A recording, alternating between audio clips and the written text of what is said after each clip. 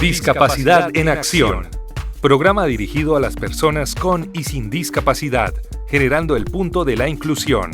Bienvenidos.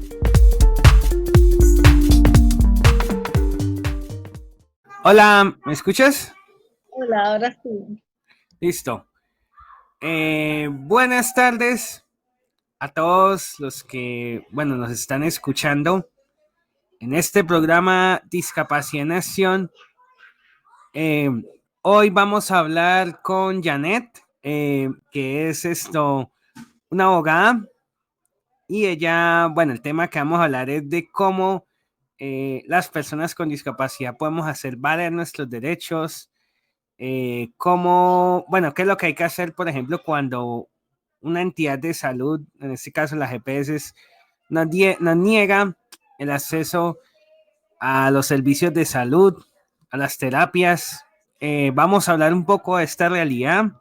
Vamos también a profundizar, Janet nos va a contar un poco de su realidad también. Entonces, Janet, me gustaría pues que primero que todo te presentes, nos digas un poco quién eres, qué haces, todo esto. Mi nombre es Janet Villarreal, yo soy abogada procesalista, egresada de la Universidad Industrial de Santander y en posgrado de la Universidad Santo Tomás. Tengo una niña de 3 años con discapacidad múltiple y enfermedad huérfana. Me dedico a luchar por la defensa de los derechos a la salud, tanto de mi hija como de otros pacientes pediátricos. Bueno, Janet, y la pregunta, pues, obvia aquí que te haría es, ¿qué ha sido lo que te animó a meterse en ese mundo, digamos, de luchar por los derechos de otras personas?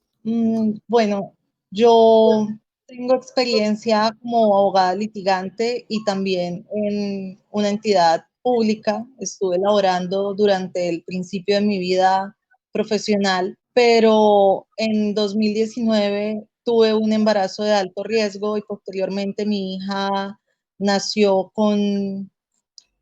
nació sana, nació con todos sus signos adecuados, pero a los 2 meses de edad recibe el diagnóstico de la enfermedad huérfana y digamos que desde ese momento en adelante mi vida ha girado en torno a la protección y defensa de sus derechos. Bueno, aquí con lo que nos cuentas surge una pregunta interesante y obvia, ¿qué sería una enfermedad huérfana? O por lo menos, ¿qué entiendes tú por eso? Bueno, las enfermedades huérfanas son enfermedades que tienen una baja prevalencia.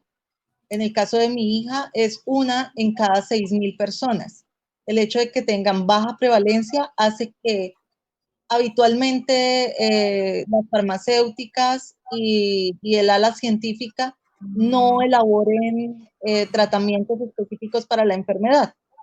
Afortunadamente, ese concepto de enfermedad huérfana o rara, pues se está dejando un poco de lado porque en la actualidad sí hay mucha investigación al respecto. Sin embargo, se siguen conociendo como enfermedades huérfanas o raras. Sí, es que te preguntaba esto porque, por ejemplo, yo soy una persona que estoy diagnosticada con síndrome de Asperger.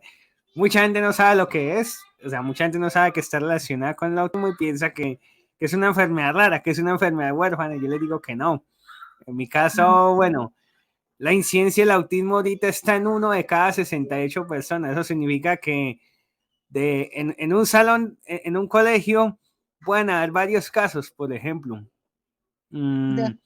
Y curiosamente, aunque la prevalencia del autismo es tan alta, pues hay muchas personas que aún no están diagnosticadas. Pero entonces a mí me llama la atención que en el caso tuyo, tu hija creo que también tiene autismo, ¿no? La enfermedad que le diagnostican a mi niña tiene una alta prevalencia de autismo como consecuencia del cuadro de la patología como tal. Sin embargo, mi hija aún no ha recibido diagnóstico de autismo.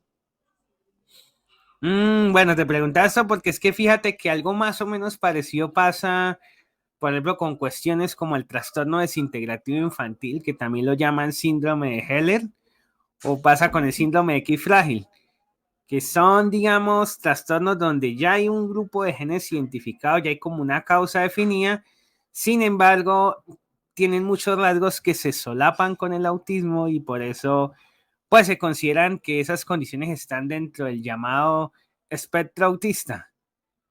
Que Correcto. bueno, dime. Sí, tienes razón.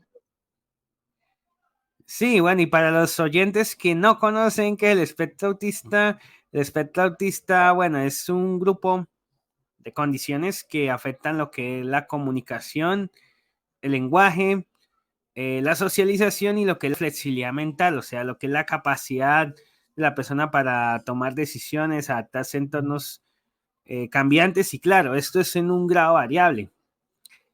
Y aquí, bueno,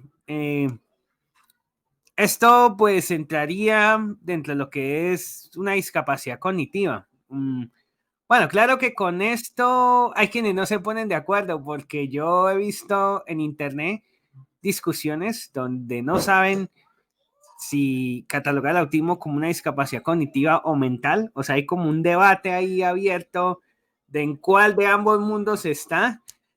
No sé si tú lo conocías.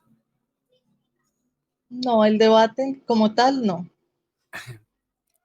Porque es que hay personas con autismo que tienen esto, bueno, déficits cognitivos muy marcados, pero otros, el autismo se expresa más como una condición mental y, bueno, por lo visto la ley propone cosas como distintas para la discapacidad mental. Está pues por lo menos la ley de salud mental, que es la 1618, no sé si tú bueno, la conoces también. O sea, digamos como que lo que me he dado cuenta es que como que hay un marco legal ya creado para, digamos, tratar la discapacidad cognitiva mental, pero es algo demasiado general. Eh, y aquí pues viene la otra pregunta bueno, en tu caso, digámoslo así, ¿qué retos ha manifestado para ti esto, la condición de tu hija? Bueno, pues principalmente el reto adaptativo, porque todos los padres sabemos que no, que los niños no llegan con un manual. Nosotros aprendemos a ser padres a prueba y error.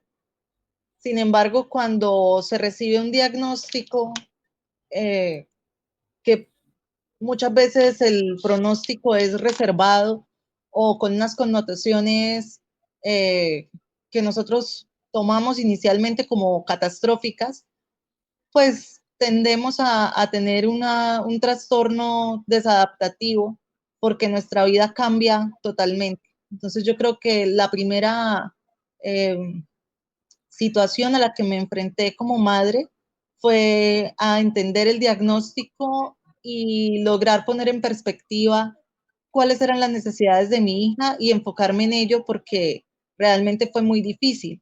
Por otro lado, la dificultad de, no tanto del diagnóstico, porque afortunadamente el diagnóstico fue muy temprano. Cuando iniciaron los síntomas, inmediatamente la niña se hospitaliza y le dan el diagnóstico definitivo. Y eso fue algo muy favorable, pero el desconocimiento del personal médico, de los neurólogos para definir el plan de acción de una enfermedad huérfana ha sido una barrera considerable para poder acceder a servicios médicos en la ciudad. Entonces hemos tenido que desplazarnos a Bogotá para recibir la atención médica de neurología de una persona calificada en epileptología que puede dar ese manejo. Ahora, administrativamente con la EPS ha sido una lucha constante poder hacer los traslados para mi hija, tener calidad y oportunidad del servicio. La entrega de los medicamentos es muy dispendiosa y sé que muchas madres con diversos diagnósticos enfrentamos esa necesidad de pronto de luchar contra el sistema para poder recibir el tratamiento que merecen nuestros hijos y que requieren por la pauta médica. Entonces, digamos que la situación administrativa es un desgaste emocional que yo definiría como superior al mismo diagnóstico en sí o a las consecuencias de un diagnóstico. Fíjate que entre lo que acabas de decir, tú mencionaste varios puntos interesantes. Bueno, al menos tú tuviste suerte en el sentido de que pudiste tener un diagnóstico rápido. Yo no tuve la misma suerte, o sea, yo duré años diagnosticado con un montón de cosas, como que los profesionales no se ponían de acuerdo entre lo que podía hacer o no. Unos decían que era que mi madre me estaba malcriando, otros decían que no tenía nada. Pero en general yo me he dado cuenta que muchos padres de, por lo menos que tienen autismo, sus hijos, que bueno, es la condición que mejor conozco, algunos han tenido el diagnóstico con años de retraso y me he dado cuenta que el obtener el diagnóstico puede ser una barrera importante. O sea, muchas veces es difícil conseguir un profesional adecuado, o sea, que pueda hacer los test idóneos y que conozca el tema. O sea, en tu caso, pues veo que, bueno, que tuviste algo de suerte en este sentido. Sí, Pero, especialmente, te interrumpo, qué pena con vale, el tema no, tranquila. del diagnóstico. Eh, Estuvimos hospitalizados en la Clínica San Luis, acá en Bucaramanga, que tiene profesionales de todas las especialidades. Y tienen tomógrafo, tienen una infinidad de medios diagnósticos internos que permitieron hacer ese diagnóstico de forma temprana, pero no es lo normal ni lo habitual en personas con el diagnóstico de mi hija que lo reciban prontamente. O sea, fue un golpe de suerte total en nuestro caso. Sí, es que fíjate que muchas veces en la EPS, cuando tú necesitas un especialista, por ejemplo, un psiquiatra o un psicólogo clínico, a veces no te asignan un experto en tal condición, sino te asignan un psiquiatra, digamos, genérico. Y a veces el problema de esos profesionales es que no conocen realmente cómo tratar ciertas condiciones.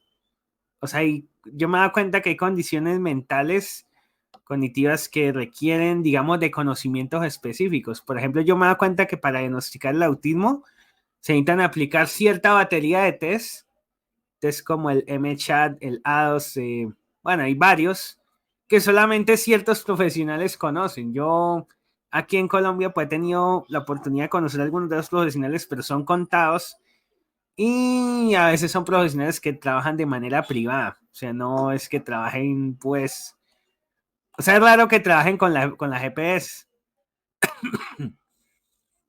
Ay, se te cortó. Hola. Sí, parece, Ah, pero bueno, ya estoy de vuelta. no te preocupes. Y bueno, yo quiero preguntarte, una vez que tú tuviste el diagnóstico, ¿no sentiste así como que el mundo se te vino encima? O sea, ¿no pasaste como por un proceso de duelo, digámoslo así? Sí, claro, yo pienso que es algo natural ante cualquier diagnóstico, no solo el diagnóstico de un hijo, sino de cualquier familiar o incluso propio, pasar por un duelo, que es, digamos, como la expresión de esa pérdida y de esa adaptación a la pérdida que tenemos que surtir. Y es la pérdida de pronto del sueño del hijo sano y de la vida que uno se imagina, porque cuando se está en el embarazo, mm, lo normal no es pensar en, es posible que mi hijo tenga algún tipo de afectación en la salud, sino todo lo opuesto, ¿no? Sí. O sea, yo lo que me he dado cuenta analizando esta cuestión del duelo es que hay como un choque de expectativas. Por un lado están las expectativas que los papás se han hecho en torno a ese niño, expectativas de que, cuando mi hijo crezca, va a ser tal cosa, va a ser aquello y todo eso, pero cuando llegas un diagnóstico de esos, es como si todo eso se truncara, como si todo ese proyecto de vida que se había erigido en base a ese niño, como que todo se cae. Sí, Es como, y yo pienso que es como que tú viajaras a Miami, compraras un tiquete a Miami y acabaras en Antártida. Es algo más o menos parecido a eso. sí, Sí. pero lo que te quería comentar es que eh, quizá es más difícil que el diagnóstico en sí, que es duro, el hecho de pensar al hijo con discapacidad.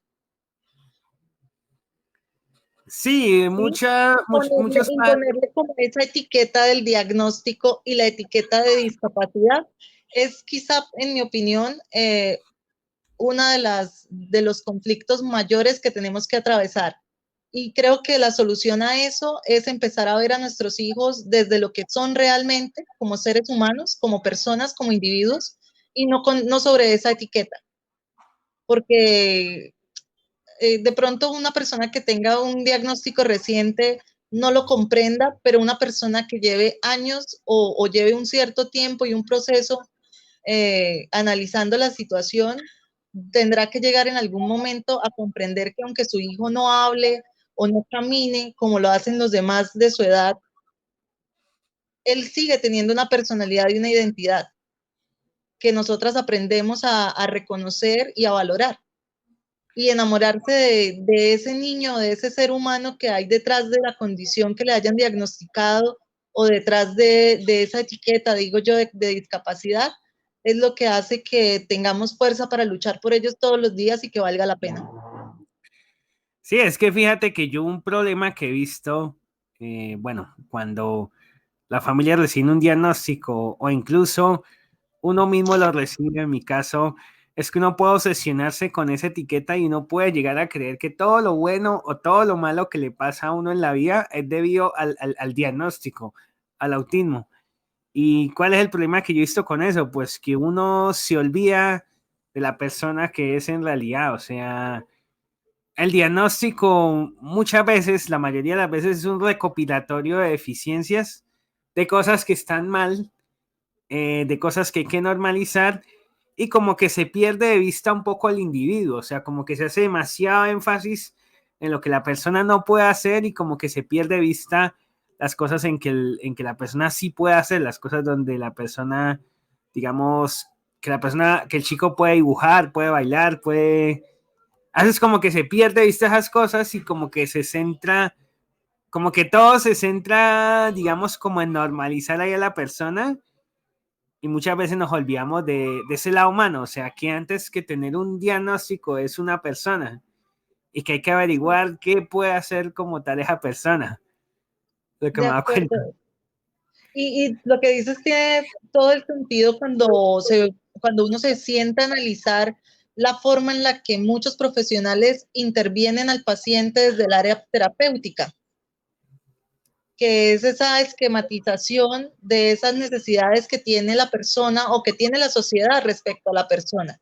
O sea, yo lo veo desde ese punto de vista. La sociedad es la que impone que las personas a determinada edad, y bueno, también un poco basados en ciencia médica, pero la sociedad lo espera del niño. Entonces, la terapia está enfocada no en fortalecer las destrezas que tiene actualmente, sino en llevar al paciente al estadio en el que se supone que debe estar. Y entonces a veces como padres, también desde el área médica, desde la terapia, se fuerza demasiado al niño o a la persona, al paciente, hacia la normalización. Entonces no se respeta la atipicidad en la forma de la vida, de la expresión de su ser, sino que queremos que encaje. Entonces yo siempre digo que es como intentar convertir un círculo en un cuadrado. Sí, claro. Fíjate que, bueno, yo en mi experiencia puedo hablar de eso porque a mí me ha tocado encajar. Y fíjate que esto de tener que encajar, de tener que amoldarse a un molde, esto al final es algo que pasa a factura. ¿Por qué? Porque Sí, tú, por estar todo el tiempo queriendo encajar y todo, tú pierdes como una parte de tu esencia, pierdes una parte de tu individualidad, de tu ser. O sea, pues yo lo que pienso es que, a ver, yo lo veo de esta forma. Yo pienso que encajar está bien, pero hasta cierto punto. Más o menos nacer con autismo o con una condición de esta, yo lo veo como que tú te vayas mañana a la China, a Corea o cualquier país de estos. ¿Qué pasa? Que si tú llegas a la China así de golpe, primero tú vas a tener problemas para comunicarse, porque lo más seguro es que no conozcas el idioma, no sepas mandarín, entonces vas a tener problemas hasta para hacer algo tan simple como pedir un plato de comida, en primer lugar. Puede que también tengas problemas de interacción social porque a lo mejor no conoces las normas sociales de este país. Puede que también tengas problemas obviamente socializando, porque si no te puedes comunicar, puedes socializar menos. Entonces, fíjate que en una situación de estas tú tendrías, en teoría, los problemas que tiene, entre comillas, una persona con autismo. ¿Y qué pasa? Que cuando alguien se va a un país de estos, pues mínimo va a tener que aprender el idioma, mínimo va a tener que aprender algo de la cultura de ese país, pero como te digo, hasta cierto punto, o sea, porque tampoco va a hacer que tú pierdas tu identidad en ese proceso. O sea, Correcto. simplemente se trata pues de aprender algunas cosas que te permitan sobrevivir en ese lugar, aunque sin perder la esencia de lo que tú eres. Y de pronto a veces también los tratamientos farmacológicos logran opacar un poco ese quién somos, ¿no? Esa identidad, esa unicidad, el hecho de ser único, el ser humano, y complica un poco las cosas porque en el caso de la epilepsia, por ejemplo, es necesario tomar la medicación, pero esa medicación genera unos efectos adversos sobre la persona en su comportamiento, en su conducta. Y pues eso es lamentable y ojalá que en algún momento se encuentren o la cura o tratamientos que sean menos invasivos en ese sentido. Fíjate que en las redes sociales sobre el autismo esto de la medicación es un eterno debate porque hay personas que están a favor de que no hay que medicar, que es que la medicación es dañina, que produce efectos adversos. Pero ¿qué es lo que pasa? Como tú dices, hay condiciones que sí, o sea, ameritan la medicación. Como te explicaba en lo que hablamos en forma privada, digamos, hay formas de depresión clínica que se ven a un déficit en los neurotransmisores del cerebro y lo que hacen algunos medicamentos es como restaurar ese equilibrio. O sea, los neurotransmisores son buenos químicos que hacen que nuestras neuronas se puedan comunicar. Eh, y si hay un desequilibrio, pues la persona se va a deprimir sí o sí. Entonces hay veces que es necesario, pero también yo he visto una tendencia en el sistema de salud, que por lo menos a veces hay, no sé, psiquiatras que como que quieren arreglar todo a punta de medicamentos, o sea, que como que la EPS le da unos medicamentos porque es como lo más barato para ellos y no la terapia. Y me he encontrado con casos, por ejemplo, de chicos que, a ver, era un chico, voy a poner un ejemplo así rápido, era un chico que, por ejemplo, tenía una conducta disruptiva, que todo el tiempo se golpeaba en la cabeza. A ese chico lo estaban medicando porque están dando verdad porque, claro, esto es un problema de conducta, pero resultó que al final ese chico tenía un problema de salud. Ese chico además tenía dificultades severas con el lenguaje y resulta que esto que él hacía de golpearse, esta autolesión era como una manera como él podía expresar su malestar físico. Ese chico tenía cálculos. Ah, okay. Eh, entonces yo he visto que a veces con esto de la medicación, pues a veces se han cometido errores, a veces no se ha investigado bien la causa de, digamos, de que la persona tenga X comportamiento y a veces lo primero que hace es medicarlo y a veces el problema que tiene la medicación es que, a ver, voy a poner un ejemplo más sencillo.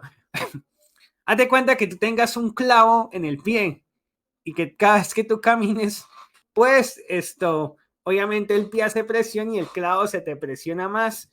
Y claro, cada vez que tú camines vas a sentir dolor, pero haz de cuenta que tú tienes ni idea de que tú tienes un clavo en el pie y a ti te dan un analgésico. El analgésico, pues obviamente te calma el dolor, pero ¿qué pasa? Que lo que ocurre es que tú tienes un clavo allá y Sí, o sea, la medicación te va a servir, pero de forma temporal, pero lo que tú necesitas es que te saquen el clavo que tiene en el pie. O sea, he visto que hay personas con discapacidad cognitiva o con autismo que les pasa más o menos algo así. Eh, o sea que hace la primera opción que usan a la medicación cuando en realidad lo que hay que hacer es otra cosa. sí, con las personas que tienen discapacidad cognitiva hay una situación muy particular. porque muchas veces el diagnóstico se basa, y también entiendo que para el autismo hay una planilla o una prueba, un test que se hace a los padres. Entonces, la lectura que hacemos los padres del comportamiento del hijo es lo que determina en muchas ocasiones la pauta médica, porque el Sí. médico no está con tu hijo. Entonces, aprender a leerlo, a interpretarlo, a comprender cuál es la normalidad del niño para él mismo, sin compararlo con otro. Eso es trascendental y pienso que es fundamental identificar cómo es mi hijo, cuál es la forma en la que él se comporta y trazar como una línea de lo que es normal en él para que las cosas que realmente sean anormales en él puedan ser llevadas a la clínica, porque eso pues fundamentalmente es en lo que se basan tanto diagnósticos como tratamientos. Sí, además que yo me he dado cuenta que algo que es importante que hagan los tratamientos es que, digamos, hagan que ese chico ponga algunas cosas que aprendí en ambientes terapéuticos en entornos reales. Porque por lo menos yo he conocido casos de chicos que aprenden en la casa a ir al baño y luego cuando se trata de hacer lo mismo en la escuela, resulta que no pueden. O sea, hay chicos que les cuesta generalizar lo que aprenden en un lugar y aplicarlo en otro. Pero bueno, la pregunta que yo quería hacerte para ir más al tema, porque creo que hemos desviado un poco, es esto. Tú me contabas que tú has hecho como acompañamientos en esto, digamos, de hacer que las personas con discapacidad puedan hacer valer sus derechos. Y la pregunta que quería hacerte es así como en qué es donde tú notas como más falencias en esto de la discapacidad cognitiva mental por parte del sistema de salud. ¿Qué es lo que tú, digamos, más ha tenido que luchar porque se dé, digámoslo así? Pues son dos factores fundamentales: oportunidad y calidad del servicio de salud, tanto en el área mental como en todas las áreas, pero muy específicamente referido a la discapacidad. Mi percepción es que el sistema de salud está basado en las conocidas EPS, con el debate que tenemos actualmente de si deben continuar o no, pero apartando eso, tenemos que considerar que las EPS están formadas por un órgano burocrático de personas y esas personas tienen sesgos y yo considero que están discriminando a las personas con discapacidad, tanto en el tratamiento médico como en el grado de humanización que le imprimen al servicio de salud. Es decir, no es lo mismo que solicite la atención médica una persona que no tiene una discapacidad a que la solicite alguien que tiene una discapacidad y además que tenga una discapacidad cognitiva. A la persona con discapacidad cognitiva la dejan de lado en muchas ocasiones, no la toman en serio, no creen que pueda eventualmente dominar ciertas funciones sociales o administrativas y también por esa misma razón son más negligentes. Entonces la tasa de negligencia médica en personas con discapacidad es elevada. En personas con discapacidad cognitiva, por mi experiencia, también es mucho más elevada y es algo que hay que trabajar con las personas que administran el sistema de salud, porque yo considero que eso no debe continuar así. De hecho, yo he hablado en muchas ocasiones de negligencia administrativa por parte de las EPS en ese aspecto. Y pues la barrera fundamental para las personas que tienen discapacidad cognitiva es que el sesgo hace que incluso los cuidadores seamos vistos como personas que no tenemos la capacidad para llevar adelante un proceso médico o que no entendemos un diagnóstico. Y ese sesgo, esa etiqueta, también genera que haya retrasos en la evaluación del paciente por parte del personal médico, porque incluso el médico, el especialista, actúa de esa manera en muchas ocasiones. Sí, es que fíjate que, o sea, yo te contaba precisamente que las EPS pues son entidades privadas y para ellas, ellos ven la salud como un producto, como decir como que como las empresas que venden celulares. Que bueno, si tienes tanto dinero, entonces está este modelo del celular. Y si tienes más dinero, entonces puedes comprarte un iPhone. O sea, es como que el que quiere algo mejor, que pague más. O sea, y por eso tenemos he visto que hay paquetes de medicina prepagada, que combos que ofrecen yo no sé qué tal cosa, Sí. cuando yo pienso es que la salud debería ser un derecho en igualdad de condiciones para todos. O sea, no debería ser que solamente los que pueden pagar más son los que tienen mejor acceso, terapias de mejor calidad y todo eso. Porque, a ver, la situación que yo me he encontrado con muchos padres criados con los que he hablado es que algunos necesitan, digamos, ciertas terapias para su hijo, se encuentran con la situación de que la EPS no les cubre eso, dicen, no, eso es demasiado costoso, eso no lo cubre el plan obligatorio de salud. Entonces, estos papás o les quedan dos opciones, o les toca o pagar de forma privada a ellos, conseguirse una institución, un profesional y pagarles directamente a esos, lo cual tiene un costo altísimo. Yo he conocido padres que pueden gastar en sus hijos 1 millón, 2 millones de pesos al mes en tratamientos. Y bueno, los que pueden hacerlo, porque los que son, digamos, los que son pobres, los que trabajan, los que tienen un mínimo, pues ni modo. Les toca contentarse con lo poco que les da la EPS. Entonces es una Sí. situación muy injusta. Pues, yo te cuento que somos usuarios de medicina prepagada, de plan complementario en salud y también hacemos aporte a la EPS en régimen contributivo. Y no noto que haya una diferencia en la atención de mi hija respecto a la atención de otros pacientes, excepto de pronto un poco en temas de oportunidad, con el costo que eso representa, como tú lo estás mencionando. Pero realmente no es que la actitud del personal médico y administrativo sea más humanizado cuando uno hace el paso por la prepagada o cuando lo hace por la EPS.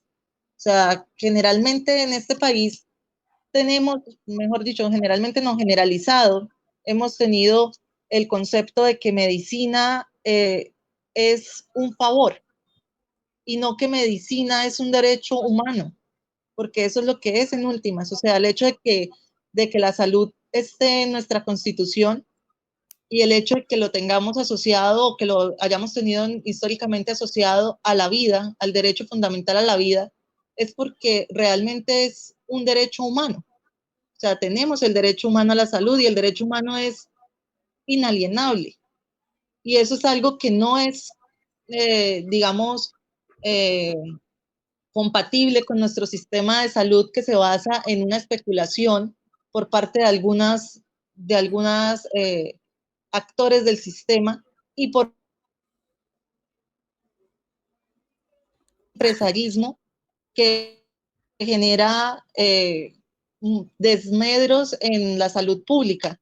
O sea, realmente el desequilibrio es muy grande, incluso lo padecen las personas que son personal médico asistencial, porque quieren que en 20 minutos te atienda un especialista, te formule y te dé las indicaciones para que tú puedas darle el manejo en casa al paciente.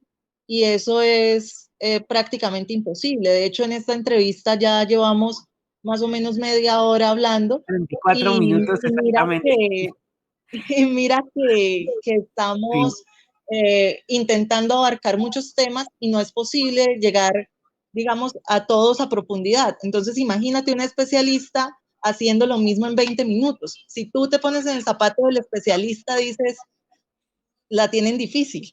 Y entonces uno también se hace más considerado como paciente con ese médico que está del otro lado. Ahora, si nos vamos al punto de vista del administrativo, el administrativo tiene que ver pasar centenares de pacientes todos los días con casos totalmente diferentes y peticiones distintas. Quizá también por eso sea que no están de buen humor, ¿cierto? Pero hay algo que uno tiene que escindir y es la necesidad que yo tengo como individuo y la necesidad de prestar un servicio humanizado, de ver en el otro un ser humano que viene en búsqueda de soluciones a un problema de salud que es un derecho humano. Y si hiciéramos ese clic o hiciéramos ese cambio en nuestra forma de pensarlo, pues de pronto el sistema sería mucho más viable y de mejor calidad. Sí, es que fíjate que, o sea, el autismo, pues, este tipo de condiciones son tan complejas. Yo, por ejemplo, yo tengo ya casi 8 años de estar haciendo videos sobre autismo, solamente esa temática en YouTube, y aún hay un montón de temas que no he hablado. O sea, hay temas que si tú te hablas de ellos, tú podrías durar horas y horas porque, o sea, me he dado cuenta que la vida de una persona con discapacidad cognitiva no es solamente ese ámbito clínico, aunque da la impresión de que todo se reduce al ámbito clínico. O sea, parece que con solo terapias, con medicamentos, que con eso le arreglamos la vida a una persona con discapacidad cognitiva y resulta que no es así. Porque yo he conocido casos de personas con autismo que, por ejemplo, quieren tener una relación de pareja, no saben cómo, quieren trabajar, tampoco lo saben, quieren tener amigos, algo tan básico y tampoco lo saben. O en su colegio están pasando bullying, por ejemplo, y a veces, o sea, hay un montón de cosas que no se saben ahí manejar. O, por ejemplo, están teniendo problemas en el colegio para hacer su escolaridad normalmente. O sea, tienen problemas para de pronto seguir las instrucciones del maestro. Entonces me da cuenta que cuando todo se enfoca exclusivamente en lo clínico, como que hay todo un montón de cosas que se olvidan de esa persona. O sea, y sí, lo que tú dices es muy cierto, todo se convierte como en un favor, como en una obra de caridad, como que, como que se asume de plano que esa persona no puede hacer nada y como que esa persona, digámoslo así, hay que dárselo todo porque ya sola no lo puede. Y fíjate que otra situación que he visto que me ha parecido bastante injusta es que a los padres cuidadores les echa la culpa de todo, o sea, dicen que están mal criando a sus hijos, que no saben cuidarlos y lo que tú dices es muy cierto, no hay un manual. O sea, lo que tú de pronto has leído para un niño típico en tu hija no lo puedes aplicar porque es algo distinto. Y muchas veces, o sea, se desconoce la realidad de los cuidadores. Los cuidadores también viven sus propios líos. Y otra cosa que me he dado cuenta importante es que el sistema de salud no brinda apoyo a los cuidadores cuando son de los que más lo necesitan. De hecho, algo muy curioso del tema de salud mental y el cuidado y el autocuidado, ¿no? Porque los cuidadores hacemos dos roles de cuidado, el cuidado del paciente y el cuidado propio. Yo llevo 3 años con puntos y no he recibido la primera llamada de la EPS para decirme, o la orden médica del primer especialista para decirme, señora, usted debe ir a terapias psicológicas o hagan terapia psicológica familiar, porque eso redunda en la calidad de vida del paciente, incluso por el mismo tema de lo que tú estás exponiendo. O sea, si nosotros como cuidadores nos estamos cuidando y estamos bien, nuestros hijos también lo están. Pero nadie hace nada por eso y además la psicoterapia es imposible en el sistema de salud que tenemos. O sea, hacer terapia una vez al mes es prácticamente imposible y hacerlo con una mayor frecuencia es improbable. Entonces, sí hay dificultades con el cuidado, con el tema de la labor, o sea, de poder ser productivos laboralmente, que es algo que no existe. Y hay otras necesidades que son, ¿qué pasa? Que yo le he planteado en varias ocasiones, ¿qué pasa cuando nosotros como cuidadores perdemos a nuestra persona cuidada, objeto de cuidado, ¿no? O sea, cuando Sí, nuestro hijo se va, ¿cierto? O cuando nuestro familiar, nuestro ser querido se va, ya no está con nosotros. Si nuestra vida gira en torno a esa persona, ¿qué pasa cuando esa persona ya no está con nosotros? Nos hacemos viejos cuidando, nos hacemos, abandonamos nuestros sueños, abandonamos muchas veces nuestra profesión por necesidad de cuidarlos. Y cuando llega ese momento en el que ya no están, pues tampoco tenemos una pensión, por ejemplo, ¿cierto? No sí, recibimos una remuneración, no tenemos una pensión, entonces lo que hacemos es contribuir a, a un daño en el tejido social y a la precarización de una familia en torno al cuidado de una persona con discapacidad. Entonces, pues, ojalá que esa fuera una situación que pudiera cambiar. Fíjate que es que yo te comentaba que hace algunos años, por ejemplo, crearon un protocolo de intervención para el autismo y fue una cosa que quedó mal hecha porque es que ni siquiera contempla eso, o sea, ni siquiera contempla ningún tipo de apoyos a los cuidadores. Y aparte de todo, hay otro problema que considero que es grave y es que la atención está centrada en la infancia. Es como si esos niños o las personas con discapacidad cognitiva, cuando crecieran o pasaran dos cosas, o se murieran, alguien los exterminara, o los secuestraran los extraterrestres, porque es que yo me doy cuenta que el sistema de salud no contempla nada para los adultos. O sea, es como si los adultos no existiesen. E incluso Sí, he conocido papás, cuidadores, que han intentado, digamos, que tienen chicos de 16, 18 años que han querido que terminen de estudiar y les han negado el cupo en el colegio, porque les han dicho, no, es que su hijo ya está por fuera de la edad admitida. Les han dicho cosas así. Y lo otro que me he dado cuenta, otra situación que me llama mucho la atención es que he conocido casos de papás cuidadores que, bueno, estaban los dos, la mujer, su esposo, tuvieron un hijo y cuando llegó el diagnóstico de discapacidad, el esposo de esa mujer fue el primero en salir volando, digámoslo así. O sea, a veces ese matrimonio se disuelve y entonces queda muchas veces la mamá cuidadora. O sea, sí, a veces me he dado cuenta que un diagnóstico, una condición de estas ha llevado a que una familia se desintegre. O sea, no solamente afecta al cuidador,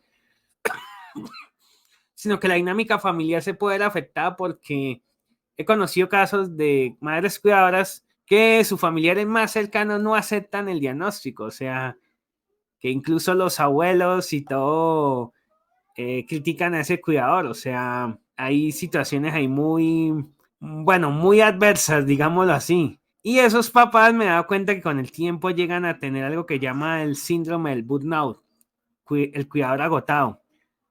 O sea, son papás que literalmente se queman, que llegan a un punto en que dicen, en que hasta acaban odiando a sus hijos, incluso. O sí. sea, dime. Tristemente es algo que ocurre con más frecuencia de la que pensaríamos y creo que tampoco se debe atribuir necesariamente a que el cuidador tenga determinada actitud, sino lo que tú dices, hay un fenómeno ambiental y social eh, que media para que esa situación se presente, que yo considero que podría ser remediada con terapia psicológica a tiempo, temprana, oportuna, y a través del reconocimiento de ciertas red flags que aparezcan en el entorno o en esa pues en esa situación de vida, pero pues afortunadamente no es mi caso. En mi caso tengo una red familiar muy amplia y pues cuento con el apoyo de mi esposo también, que ha sido un gran padre y ha enfrentado muy bien esta situación que hemos tenido que vivir con nuestra bebé. Sí, o sea, yo me he dado cuenta que la red de apoyo que pueda tener un padre cuidador es muy importante. Y yo creo que algo que debería hacer el sistema de salud es ayudar a formar esas redes de apoyo. Sobre todo cuando es un papá que está solo o que viene de una familia de escasos recursos. Porque es cuando la red de apoyo puede ser muy débil. O sea, yo, yo incluso, o sea, este proyecto que sacaron unas madres, hace poco unas madres cuidadoras que le están pasando al Congreso, digo que está muy bien que lo hayan hecho, aunque hay personas que se oponen, hay gente que dice que eso para qué, que son mamás que quieren que les den plata, que para cuidar a los hijos, pero no, yo lo entiendo, o sea, porque, o sea, yo a través de mi canal en YouTube he podido leer los testimonios de muchos papás cuidadores, los he conocido y sé que es bien una realidad muy compleja. Sí, y pues hay dos aristas, ¿no? Hay dos formas de verlo. De hecho, ahora hay un proyecto de acuerdo municipal en el que se pretende que haya unos apoyos a las personas, a los cuidadores familiares en general, no solo madres, sino a todos los que cuidamos, los que nos dedicamos al cuidado, y es más para que podamos acceder a ciertas oportunidades de capacitación y también a ciertas oportunidades de políticas públicas que ya existen, pero darnos una especie de prioridad o darnos cabida en ellas. No necesariamente es algo económico como lo que se está planteando en el Congreso, que podrían tildarlo de asistencialista, pero Sí, también es lo que he visto que ha pasado. hay personas que se oponen a que la mamá cuidadora pueda tener un proyecto productivo que le permita darle de comer a su hijo. Hay personas que se oponen a que las mamás cuidadoras puedan expresar, tener voz y voto en escenarios públicos que les permitan encontrar de pronto un apoyo político que a veces es necesario también para sustentar las necesidades, porque lo de nosotros es un tema de salud pública, por lo que estábamos comentando ahora, por la naturaleza de la discapacidad en sí, pero también es un problema de tejido social. O sea, yo lo identifico de esa manera en la medida en que si tú no puedes ejercer el cuidado y a la vez tener tu propia individualidad y mantener un proyecto de vida, lo que estamos haciendo es, para que viva una persona, donarle la vida de ese cuidador por completo, porque el cuidador se entrega de tiempo completo Sí. y no puede hacer otra cosa. O sea, no es que no queramos hacer otra cosa, es que no es que deseemos quedarnos en la casa con nuestros hijos. Esa no es una condición favorable para muchos. De hecho, yo soy profesional y he tenido que abandonar mi proyección académica y profesional precisamente en un entorno laboral por estar al cuidado de mi hija y no me arrepiento, pero es una situación que uno no desea. Yo desearía que mi hija no tuviese el compromiso que tiene en salud, que no tuviese esa discapacidad y que pudiese hacer una vida cotidiana común como la de los demás niños típicos, pero no es mi realidad y yo tengo que hacer un ajuste a esa realidad que a mí me corresponde como madre y como ser humano. Entonces, de pronto sensibilizar un poco más en torno a esa necesidad del cuidador y no verlo como el enemigo, porque ese cuidador de pronto algún día va a ser tu hijo, algún día va a ser tu madre o tu hermano si tú enfermas, porque las personas no ven el cuidado como algo holístico, como algo que permea todas las esferas, sino solo la madre que cuida a su hijo pequeño, pero no ven la mujer adulta que cuida a su padre que está en un estado avanzado de una enfermedad o que simplemente la vejez le impide hacer su vida común y corriente y tiene ya también los signos de discapacidad. Entonces hay que verlo, hay que sacar la discapacidad y el cuidado del núcleo madre-hijo, porque no necesariamente se da de esa manera y si lo viésemos así, todos somos sujetos de cuidado y somos sujetos cuidadores en alguna etapa de nuestra vida. Es que fíjate que yo he visto algo, bueno, algo que con lo que yo no estoy de acuerdo, que es que han tratado como de separarlo de las madres cuidadoras de la discapacidad, como que las madres cuidadoras y las personas con discapacidad como que son dos cosas como el agua y el aceite, como que no pueden mezclarse por más que tú lo intentes. Resulta que en la discapacidad cognitiva mental eso no debería ser porque una persona con discapacidad cognitiva puede ser muy dependiente. Yo conozco padres que tienen chicos ya de 25, 30 años que los tienen que ayudar a limpiar la cola. O sea, a ver, es como si tiran un niño de 2 años, y no estoy exagerando, o sea, realmente es así. Son personas que por su discapacidad cognitiva llegan a requerir ese nivel de cuidado, y eso puede ser muy agotante, porque he conocido padres que sus hijos no los dejan dormir, o sea, pasan malas noches, y algunos de esos padres llegan a desarrollar problemas de salud tremendos, o sea, por el mismo estrés de estar ahí al tanto. Entonces, yo digo que lo de los cuidadores no debería verse como algo aparte, sino que algo que debe estar integrado dentro de los apoyos que se le da a una persona con discapacidad cognitiva. O sea, es que, o sea, la verdad, yo le encuentro sentido hablar de ley del cuidar porque eso debería estar dentro de lo que es la discapacidad cognitiva en sí. Es algo necesario, o sea, son dos cosas que no veo sentido que se separen. No sé si me explico. Sí, claro, totalmente de acuerdo. Y de hecho, la discapacidad cognitiva y la salud mental están de la mano, como lo hemos planteado durante esta conversación. Y la salud mental de los padres redunda en la salud mental de la persona con discapacidad, necesariamente. O O sea, sea, además de que si tú ves la discapacidad cognitiva como algo aparte, tú te estás quedando es con una parte de la realidad, estás quedando con una visión sesgada de esa realidad.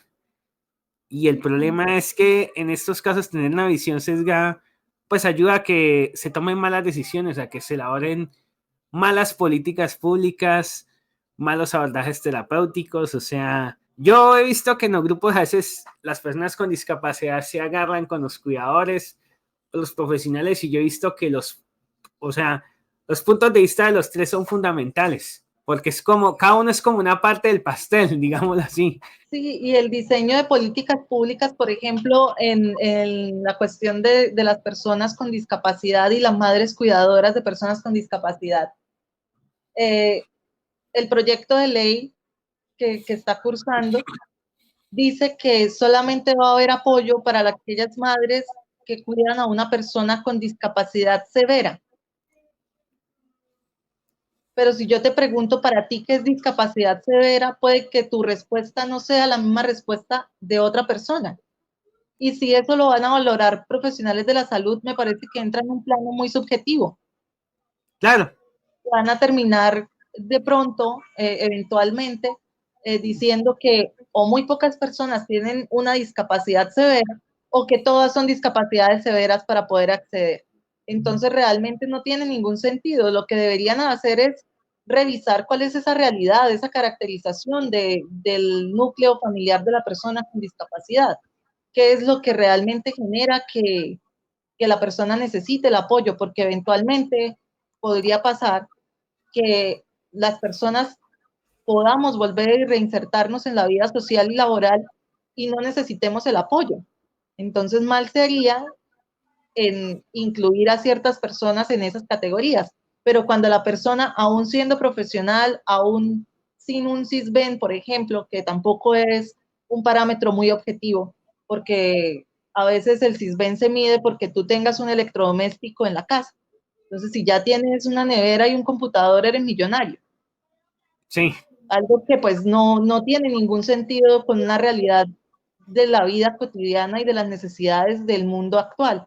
Entonces, definitivamente las políticas públicas tienen que estar mediadas por profesionales de la salud que puedan opinar en torno a qué tipo de personas, de acuerdo a su visión y a su experticia, han visto que realmente necesitan ese apoyo y, por ejemplo, proponer apoyos temporales y no apoyos permanentes. También podría ser una opción, a menos que la persona lo requiera. O sea, me refiero a que si una persona está en una condición de discapacidad o una situación de discapacidad concreta porque tuvo un accidente y, y tiene que usar muletas y requiere la asistencia de una persona, pero tiene una buena proyección de rehabilitación, no va a ser lo mismo que una persona que vive con discapacidad y que su vida gira en torno a la discapacidad y que la rehabilitación no se ve, no se divisa en el pronóstico de esa persona. Entonces deberían ser esas las personas que tengan un mayor apoyo y un mayor soporte por parte del Estado y de las políticas públicas. Yo lo que me he dado cuenta es en el caso de algunas personas, por lo menos con Asperger que he conocido, es que hay personas que de pronto lo que van a necesitar es poder participar de un programa, por ejemplo, de inclusión laboral, de un programa que les ayude a aprender habilidades sociales. A eso puede marcar la diferencia entre que haya un adulto viviendo en casa con sus papás dependiente de ellos a una persona independiente. O sea, a veces también por eso es que los programas de inclusión cobran mucha importancia, porque ayudan a eliminar esas barreras. Si no, a todos habría que darles pensión y todo eso. Y bueno, y ahí sí podría pasar lo que algunos, bueno, quieren que es el asistencialismo. Ay, te cuento que ya se nos está acabando el tiempo, llevamos 56 minutos. No alcanzamos a hablar del tema que habíamos propuesto. Pues podríamos, no sé, hacer otro episodio, no sé, porque es que es largo, pero fíjate que lo que Vale, hablamos hoy es importante. sí, Yo sí, quería, sí. pues, que tú, pues, no sé, aprovechemos este último minuto para que tú le digas a la audiencia, pues, dónde te pueden encontrar, si tienes alguna página web, así, donde puedan contactarte. Sí, a mí pueden contactarme en el número de WhatsApp 319-234-1527. Pues tengo experiencia en temas relacionados con el derecho a la salud, la defensa del derecho a la salud y el paciente, y con mucho gusto puedo atender las inquietudes que surgen. Bueno, amigos, hemos llegado al final de este programa. Recuerden que este episodio, que por cierto ya es el episodio número 60, y los demás episodios que hemos hecho los van a encontrar en YouTube, en el canal Discapacidad Nación. Los invito a que vayan allá, se suscriban. Si se suscriben, cada vez que emitamos un nuevo episodio les va a llegar una notificación al celular. Así que activen la campanita, activen las notificaciones. Los que vivan en la ciudad de Bucaramanga, recuerden que nos pueden escuchar los días sábado a la 1 de la tarde en la emisora Luis Carlos Galán Sarmiento. Pero entonces en YouTube van a tener todos los episodios. Y bueno, amigos, espero que este episodio haya sido de su agrado. Si les gustó lo que aquí compartimos, compártanlo con sus amigos para que así podamos llegar a más personas. Y no siendo más, nos vemos la otra semana con un nuevo episodio de Discapacidad Nación. Despídete. Bueno, muchas gracias a todos por su interés en esta entrevista y espero que tengamos la oportunidad de ampliar otros temas en el futuro. Vale. Chao.